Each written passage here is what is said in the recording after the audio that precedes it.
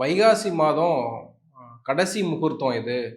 எப்படியாவது இந்த முகூர்த்தத்துல நம்ம கல்யாணம் பண்ணி ஆகணும் அப்படின்னு ரீசென்ட்டா ஒரு சேலம் வாழப்பாடி என்ற ஒரு இடத்துல ஒரு சிவன் கோயில். அங்க தம்பதிகள் அவங்களுடைய உறவினர்கள்லாம் அடிச்சுக்கிறத பார்க்க முடியுது. அதே டைம்ல நாங்களும் கல்யாணம் பண்ணி ஆகணும்னு ஒரு சைடு இன்னொரு குரூப்பும், இன்னொரு சைடு இன்னொரு குரூப்பும் வந்து சண்டை போடுறாங்க. அந்த முகூர்த்தத்துல நம்ம கல்யாணம் பண்ணியே ஆகணும்னு ஒரு கட்டாயம் ஏற்படுதுல்ல. அது எப்படி நீங்க பார்க்குறீங்க? இது எங்க மருத்துவத் துறையில நாங்க எப்ப பார்ப்போம்னா, குழந்தை பெக்கும்போது அவங்க சொல்லுவாங்க. ஆப்பரேஷன் பண்ணும்போது, இந்த மாரி விஷயங்கள் எல்லாம் முகூர்த்தம் ஃபிக்ஸ் பண்ணிட்டு வந்து இப்ப தான் பண்ணணும்னு சொல்லுவாங்க. பட் இத்தனை இத்தனை லட்சம் கோடி குழந்தைகள் பொறந்திருப்பாங்கல்ல. அந்த முகூர்த்தத்துல பொறந்தா அது அப்படிதான் இருக்கணும்னு அவசியம் இல்ல. ஒரே நாள்ல, ஒரே கிழமையில, ஒரே தேதியில, ஒரே நாழிகையில பொறந்த குழந்தைகள் கூட ஒரே மாரி இருக்கிறதில்ல. அப்போ அது மாரி இவங்க ரொம்ப இந்த நேரம், காலமெல்லாம் பார்க்கறது அதீதமா போயிட்டே இருக்கு. அளவு மீறி போயிட்டே இருக்கு. ஸோ இந்த குறிப்பிட்ட சம்பவத்துல நீங்க பார்த்தீங்கன்னா, இவங்க என்ன நினைக்கிறாங்கன்னா, திருமண வாழ்க்கைன்றது நல்ல டைம்ல முகூர்த்தத்துல தாலி கட்டினா தான் அவங்க மங்களமா வாழ்வாங்க. வாழ்வாங்கன்னுலாம் அவங்க நினைக்கிறாங்க. அப்படி இல்ல நீங்க எந்த ரொம்ப நல்ல நேரத்துல பண்ணவங்க கூட, அவங்க தனித்தனி நபர்களா அவங்க கொண்டு வரதுல தான் இருக்கு அவங்க வாழ்க்கை எப்படி இருக்க போகுதுன்னு. ஆனா இந்த மூட நம்பிக்கைகள் நம்ம மக்களுக்கு நெறைய இருக்கு. அதுவும் நேரம்ன்றது ஒரு கமாடிட்டி இல்ல. அது ஃபைனைட். இவ்வளோ நேரத்துக்குள்ள இவ்வளோ பண்ணி ஆகணும்னா நேரம் காஸ்ட்லி ஆயிடும். அப்ப அது எனக்கு தான் குடுக்கணும். அதுக்கு நெறைய வேல்யூ இருக்குன்ற மாரி அவங்க யோசிக்கிறாங்க.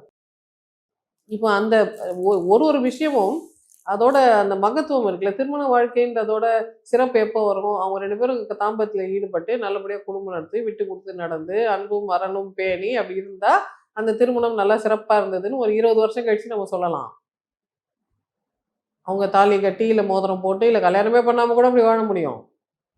ஆனா அந்த டைம்ல கல்யாணம் பண்ணா தான் அது சூப்பரா இருக்கும்னு சொல்றதெல்லாம் வந்து அப்படி இல்லவே இல்ல. நீங்க ஃபேமிலி கோட்ட போய் பாருங்களேன். எவ்வளோ கல்யாணம். ராமனுக்கும் சீதைக்கும் கூட முகூர்த்தம் பார்த்து தான் கல்யாணம் பண்ணாங்க. கோவலனுக்கும் கண்ணகிக்கும் முகூர்த்தம் பார்த்து தான் கல்யாணம் பண்ணாங்க. என்ன நடந்தது? அவங்க ஒண்ணும் பெருசா சிறப்பாலாம் வாழ்ந்துடலையே! அதனால வெறுமனே ஒரு முகூர்த்தத்த நம்பி இவ்வளோ தொங்கிட்டு இருக்கக்கூடாது நம்ம. இன்னும் கொஞ்சம் பகுத்தறிவோட, இன்னும் கொஞ்சம் சிறப்பா யோசிச்சு செய்றது பெட்டர். ஆனா இந்த திருமணம் அந்த மாரி விஷயங்கள் எல்லாம் மக்கள் என்ன நெனைக்கிறாங்கன்னா, அது வாழ்க்கையில ஒரே ஒரு தடவ தானே நடக்கும். அது கரெக்ட்டா செய்துடணும் நம்ம. கரெக்ட்டா அதுக்குன்னு உண்டானத பெர்ஃபெக்ட்டா செய்யணும்னு அவங்க நெனைக்கிறாங்க. அந்த காலத்து இந்து மதத்துல என்ன சொல்லுவாங்கன்னா, திருமணம் என்பது ஒரே ஒரு தடவ தான் நடக்கும். ஆண் வேணா இன்னொரு தடவ பண்ணிக்கலாம், பல தடவ பண்ணிக்கலாம். கல்யாணம் பண்ணிக்காம ஆளுங்களோட சேர்ந்து வாழலாம். அதெல்லாம் ஆணுக்கு இருந்த ஒரு பிரிவிலேஜ். பெண் வந்து ஒரே ஒரு தடவ தான் கல்யாணம் பண்ணிக்க முடியும். ஆனா இன்னைக்கு அதுதான் மாறிடுச்சு. இன்னைக்கு பெண் கூட பல தடவ திருமணம் செய்துக்க முடியுமே! இந்து பெண்ணா இருந்தாலும் மறு விவாகம்ன்றது ஒண்ணு வந்துருச்சுல்ல. அப்போ ஒரு தடவ பண்ணா அதுதான் கடைசி கல்யாணம்னு நம்ம எப்படி சொல்ல முடியும்? Why should we over invest in that marriage? முன்ன வந்து ஒன் அண்ட் ஒன்லின்றது இருந்தனால பயங்கரமா செலவு பண்ணி, எல்லாருக்கும் காமிச்சு, எல்லாருக்கும் சாப்பாடு போட்டு அப்படிலாம் பண்ணுவாங்க. அதுலயும் பாருங்க அந்த காலத்துல வந்து சாப்பாடுன்றது ரொம்ப ரேர். எல்லாரும் கூழ், கஞ்சி தான் குடிப்பாங்க. கல்யாணத்தன்னைக்கு தான் சாப்பாடு போடுவாங்க. இன்னைக்கு ஆர்டர் பண்ணி நம்மளே சாப்பிட்டுக்கலாம். என்ன வேணுமோ அந்த கல்யாண மண்டபத்துல போய் விதவிதமா சாப்பிடணும்னு இல்ல. எல்லாரும் டயட்ல இருக்காங்க. எல்லாம் லைஃபே மாறிடுச்சு இப்போன்றதுனால, இந்த கூப்பிட்டு, சாப்பாடு போட்டு, இதெல்லாம் பண்ணி கல்யாணம் பண்றது, முகூர்த்தம் பார்த்து கல்யாணம் பண்றது எல்லாம் ரொம்ப ஓல்ட் ஃபேஷன். அந்த காலத்து நடவடிக்கையில இன்னும் மூழ்கிறவங்க அதெல்லாம் பெருசுன்னு நினைச்சு செய்றாங்க. பட் இப்ப ஜென்ஸி பசங்ககிட்டலாம் அது சொன்னீங்கன்னா, அவங்க அதெல்லாம் நம்புறதே இல்ல. எனக்கு மேல பகுத்தறிவு பேசுவாங்க அவங்க. இதெல்லாம் அப்படி இப்படின்னு பசங்க நல்லா பேச ஆரம்பிச்சுட்டாங்கன்றதுனால, அவங்க கொஞ்சம் பின்தங்கினவங்களா இருப்பாங்க. கொஞ்சம் அந்த அந்த சூழ்நிலையில அந்த மாரி பிலீஃப் சிஸ்டம்ல இருக்கிறவங்களுக்கு அது ஸ்பெஷல் மொமெண்ட்டு எனக்கு கிடைக்கணும்னு நெனச்சா உனக்கு மட்டும் தான் கிடைக்குமா? எனக்கு என்னோட டைம நீ தட்டி பறிக்கிற எனக்கும் குடு டைம் அப்படின்னு அவங்க எடுத்துக்கிறாங்க போல இருக்கு. அப்புறமா அவங்களே அத பார்த்து சிரிப்பாங்களா இருக்கும். என்ன இப்படிலாம் நடந்துக்கிட்டோமேன்னு அவங்களுக்கும் அந்த விளையாட்டுத்தனமா இருக்க வாய்ப்பு இருக்கு. அது ரொம்ப முக்கியமான மொமெண்ட் இந்த லைஃப்ன்றதுனால அத பத்தி நம்ம இவ்ளோ விமர்சிக்காம, will give them time to grow up. இல்ல, இப்ப எனக்கும் அதுல பர்சனலா ஒரு சில விஷயங்கள் நடந்திருக்கு. குறிப்பா அந்த முகூர்த்தம்ன்றது வந்து தாலி கட்டுறதுக்கு மட்டுமே பார்க்கறது மட்டும் கிடையாது. குறிப்பா ஆமா, பொண்ணு ஃபர்ஸ்ட் வீட்டுக்கு நைட்டுக்கு. பொண்ணு வீட்டுக்கு கூட்டிட்டு போறது எந்த டைம்ல கூட்டிட்டு போணும். மாப்பிள்ளை வீட்டுக்கு எந்த டைம்ல கூட்டிட்டு போணும். இந்த டைம்க்குள்ள நீ போயிடணும். ஃபோட்டோ எடுக்கிறது, ஃபோட்டோ எடுக்கணும். நெறைய பேர் வந்திருக்காங்க. ஃபோட்டோலாம் அப்புறம் எடுத்துக்கலாம். நீ பொண்ண கூட்டிட்டு சொன்ன நல்ல நேரத்துக்கு நீ அங்க நேரத்துல வீட்டுக்கு போயிடணும். போயிடணும். அப்படின்றதெல்லாம் இருக்கு இல்லையா? அதுவும் இல்ல தொடர்ச்சியா இருக்குல்ல. இது வந்து மக்கள் ஒரு விஷயம் பாய்ஸ் ரொம்ப திருமணமான இளம் ஆண்கள் என்ன சொல்றாங்கன்னா, இந்த கலாச்சாரத்துக்கு ஒரு விவஸ்தையே இல்ல டாக்டர்ன்னு சொல்லுவாங்க. ஏன் விவஸ்தையே இல்லன்னா, இத்தனை காலங்காத்தால என்ன தூக்கத்துலேருந்து எழுப்பி கல்யாணத்த பண்ணி வச்சுட்டு, அங்க போ, இங்க போ, அவங்க வீட்டுக்கு போ, இவங்க வீட்டுக்கு போ, அங்க போய் பணம் சாப்பிடு, இங்க போய் பால் குடின்னு சொல்லிட்டு, என்ன ஃபுல்லா டயர்ட் ஆக்கிட்டு அன்னைக்கு நைட் ஃபர்ஸ்ட் நைட் வச்சா நான் என்ன பண்ணுவேன்? இவ்ளோ கூட காமன் சென்ஸ் இருக்காதா உங்களுக்கு? அந்த காலத்துலலாம் ஒரு ஊரு 4 தெரு. அவ்வளோ டயர்ட் ஆயிருக்க மாட்டாங்க. அப்போ அந்த பையனுக்கு 21 வயசு இருக்கும். இப்போ பையனுக்கு 32 வயசு. அவருக்கு அவரை ரொம்ப அலக்கழிக்காம கொஞ்சம் அவரை அழகா வச்சுக்கிட்டா அவர் நல்லபடியா எல்லாம் செய்ய முடியும். அவரை டோட்டலா டயர்ட் ஆக்கிட்டு அவரை கஷ்டப்படுத்துறதுன்றது வந்து நம்ம இன்னும் அந்த ஆண் சார்பா நம்ம யோசிக்கவே மாட்டேன்றோம். நம்ம என்ன யோசிக்கிறோம், பெரியவங்க சார்பா நான் எனக்கு சொன்ன டைமு, இவங்க வீடு, அவங்க வீடு, எல்லா மரியாதையும் காப்பாத்தி, எல்லா பெரியவங்க கால்லயும் விழுந்து, எல்லாரையும் திருப்திப்படுத்துறதுன்றது வந்து அந்த ஆணுக்கு தேவையில்லாதது. அவர் திருமண வாழ்க்கைய துவங்குறது தானே முக்கியமானது. அதுக்கு தானே நம்ம ப்ரையாரிட்டி குடுக்கணும். ரொம்ப ரொம்ப பழைய காலத்து தமிழ் கலாச்சாரத்துல விடிய காலையில கல்யாணம் பண்ணிடுவாங்க. இல்ல ராத்திரி கல்யாணம் பண்ணி அவங்க 2 பேரும் உடனே அவங்களோட அறைக்கு அனுப்பிடுவாங்க. அவ்வளோதான் கல்யாணம். கல்யாணம்னா அவங்க 2 பேரும் இன்னைக்கு சேர்ந்து இருக்க போறாங்க. நாங்கலாம் பெரியவங்கலாம் ஒத்துக்கிட்டோம்.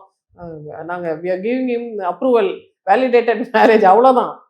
இன்னைக்கு வந்து காலை ஒரு 10 நாளா கல்யாணம், 3 நாளா கல்யாணம், அத்தனை விதமான டான்ஸு, டிராமா எல்லாம் பண்றாங்க. இவ்வளவும் அனாவசியம். இது நான் பல தடவ சொல்லிட்டேன்ல. இது மாரி நெறைய தடவ நான் சொன்ன பிறகு, திரும்ப கல்யாண வாழ்க்கை சரியில்லைன்னு கன்சல்டேஷன் வருவாங்க. அப்போ அவங்க சொல்லுவாங்க, "நீங்க எத்தனையோ தடவ சொல்லிட்டீங்க டாக்டர். பட் எங்க வீட்ல ஒரே ஒரு கல்யாணம்னு சொல்லிட்டு, இவ்ளோ செலவு பண்ணி, இவ்ளோ ஆடம்பரமா கல்யாணம் பண்ணா பார்த்தா இப்படி ஆயிடுச்சு" அப்படின்னு சொல்லுவாங்க. பட் அப்ப நாங்க சொல்றதில்ல. சரி அவங்களே புண்பட்டு வராங்கன்றதுனால நாங்க சொல்றதில்ல. பட் பொதுமக்களுக்கு நம்ம சொல்றது என்னன்னா, திருமணம்ன்றது ஏதோ ஒரு காலத்துல அது ரொம்ப ஸ்பெஷலா இருந்தது. ஒன்ஸ் இன் அ லைஃப் டைம்னு இருந்தது. அப்ப நம்ம அதுல ஓவர் இன்வெஸ்ட் பண்ணோம். இப்ப அதுதான் உண்மையிலேயே திருமணமான்னே நமக்கு தெரியாது. சும்மா அந்த செரிமனி பண்றதுனாலலாம் அது திருமணம் கிடையாது. அவங்க நல்லபடியா வாழ்ந்தா தான் அது திருமணம். அதனால நம்ம அந்த செரிமனி ரிச்சுவல்ஸ் எல்லாம் குறைச்சிட்டு, நல்ல குவாலிட்டி ஆஃப் லைஃப்க்கு என்ன பண்ணணுமோ, அத மட்டும் ஃபோக்கஸ் பண்ணா, எல்லாரும் சந்தோஷமான வாழ்க்கை வாழ்றதுக்கு ஒரு சூழ்நிலை அமையும். இல்ல எக்ஸிட்ட யோசிச்சுட்டு தான் ஒரு லைஃப்குள்ள என்ட்ரி ஆக முடியுமா? இப்ப அப்படித்தானே இருக்கு. எக்ஸிட் இஸ் காஸ்ட்லி இல்ல. ஏதாவது தவறு நடந்தால் இப்போ நம்ம பில்டிங் கட்டுறோம். எல்லாம் தானே பார்த்து வைக்கிறோம். நெருப்புக்கு ஒரு சர்டிஃபிகேட் வாங்கணும். எல்லாத்துக்கும் இது ஏன் வாங்குறோம்? ஏன் இப்படியெல்லாம் விபரீதமா யோசிக்கிறீங்க? அப்படிலாம் நடக்காதுன்னு நினச்சுக்கோங்கன்னு நம்ம சொல்ல முடியாதுல்ல. ஏன்னா இப்ப எங்கேயோ இடத்துல நடந்திருக்கு. அப்ப அதெல்லாம் வேணும்னு தானே எல்லாம் சொல்றாங்க. அதே மாரி தான் திருமணம். இது ஒரு 60 வருஷ ஜர்னி. அதுல எந்த பிரச்சனைகளும் வரக்கூடாதுன்னா, அந்த பிரச்சனைகள் வராம இருக்கிறதுக்கான முன் நடவடிக்கை நம்ம எடுக்கணும். நம்ம எத்தனை முன் நடவடிக்கை எடுத்தாலும் புதுசா ஒரு பிரச்சனை வந்துருது. பட் அட்லீஸ்ட் குறைந்தபட்சமாவது நம்ம அதுக்கு உண்டான ப்ரிப்பரேஷன் பண்ணணும். நம்ம என்ன பண்ணோம்னா, இந்த மாரி ப்ரிப்பரேஷன்லாம் பண்றதே கிடையாது. வெறும் சாஸ்திரம், சடங்கு, நேரம், காலம், அதுக்கு ஒரு ப்ரொசீஜரு, இவங்களுக்கு ஒண்ணு, இவங்களுக்கு ஒண்ணு, இவங்கள திருப்திப்படுத்தினியா, அவங்கள திருப்திப்படுத்தினினா, இதே மாரியே நம்ம போயிட்டுருக்கோம். இதெல்லாம் திருப்திப்படுத்துறதுனால அந்த தாம்பத்தியம் ஒழுங்கா இருக்க போதில்ல, அந்த தம்பதிகள் இனிமையான வாழ்க்கை வாழ போறதில்ல. அந்த தம்பதி தான் மெயின் கேரக்டர். நம்மலாம் சைடு கேரக்டர்ன்றது மத்தவங்க புரிஞ்சுக்கணும். திருமணம் ஆகட்டும், இல்ல மத்த வைபவங்கள் ஃபார் எக்ஸாம்பிள் வளகாப்புன்னா, யார் மெயின் கேரக்டர்ன்றதே கன்ஃப்யூஷன் ஆயிடும். அந்த பொண்ணு மெயின் கேரக்டரா? இல்ல அந்த பையனோட தங்கச்சி மெயின் கேரக்டரா? இல்ல அவங்க அம்மா மெயின் கேரக்டரா? இல்ல அந்த பொண்ணோட தங்கச்சி மெயின் கேரக்டரா? எல்லாரும் நான் தான் மெயின் கேரக்டர், நான் தான் மெயின் கேரக்டர் மாரி நடந்துக்கிறாங்க. அவங்கவங்க வாழ்க்கையில யாருக்கு ஸ்பெஷல் மொமெண்ட்டோ அவங்க தான் மெயின் கேரக்டர். இன்னொருத்தருக்கு கல்யாணம் அவங்களும் இந்த டைம்ல பண்ணிக்க முயற்சி பண்றாங்கன்னா, நம்ம கொஞ்சம் விட்டு குடுக்குறதுல ஒண்ணும் தப்பு இல்லையே! நேரம் பொதுவானது. எல்லாருக்கும் அதுக்கான ஒரு சென்சிட்டிவிட்டி இருக்கு. அவங்க அந்த டைம்குள்ள செய்துட்டா வாழ்க்கை நல்லா இருக்கும்னு பயந்து பயந்து செய்ய விரும்புறாங்க. நீங்களும் செய்துக்கோங்கன்னு பெருந்தன்மையா இருக்கலாம்ல. நமக்கு அந்த பெருந்தன்மை வரலல்ல. அதனால நம்ம என்னதான் நம்ம ரொம்ப நாங்க ஸ்பெஷல் கலாச்சாரம்னு சொல்லிக்கிறோம். பட் நமக்குள்ள இருக்கிற இந்த தவறுகளை நம்மளே தான் உள்நோக்கி பார்த்து நிவர்த்தி பண்ணணும்.